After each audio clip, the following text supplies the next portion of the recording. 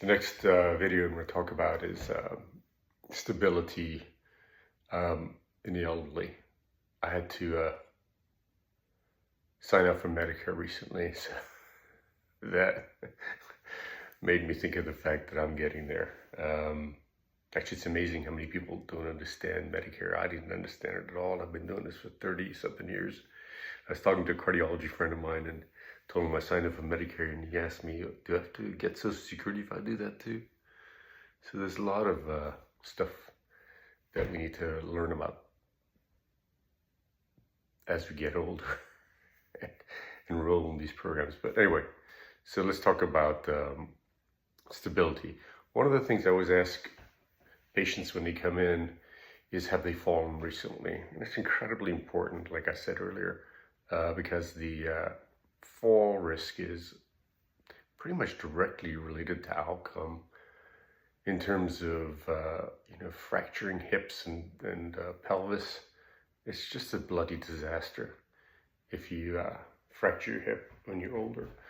And so there's certain things that you can do to try and mitigate the risk of falling. One of the things obviously is weight-bearing exercising.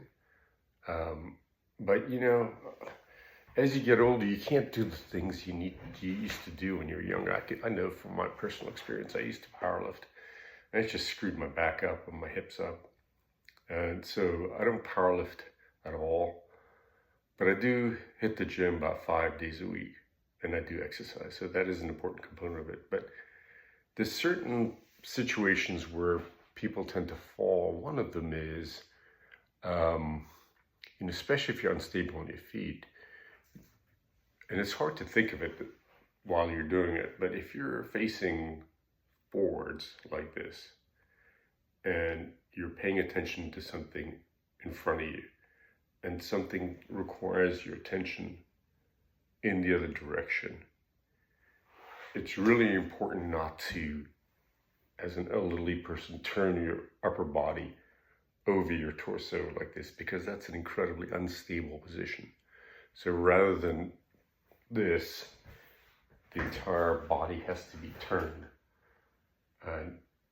in order to face the other direction. It's a conscious decision. It's really hard to do, but it's incredibly important. The other situation I see people falling is, this happened to my mom, trying to lift something above her shoulders that may or may not be heavy. So this is very unsteady for elderly people. So if you're lifting something above your shoulders, and this is what happened to her, you tend to go backwards. So avoiding, kind of keeping that all in mind and avoiding it is incredibly important in avoiding falls. I will try and talk about the CDC recommendations in terms of fall prevention and how to fall-proof the house at a later date. And then I'd like to spend some time on, because it's a favorite topic of mine, is weightlifting. Weightlifting at our age, I'm 65 now. So why it's so important, how to weightlift correctly, what exercises to avoid. It's my personal opinion that if you're, my age and you're doing CrossFit like a 20-year-old, you're gonna get injured.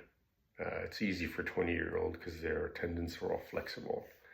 But at my age and other people my age, not a good idea. But I think it's incredibly important for us to continue to weightlift.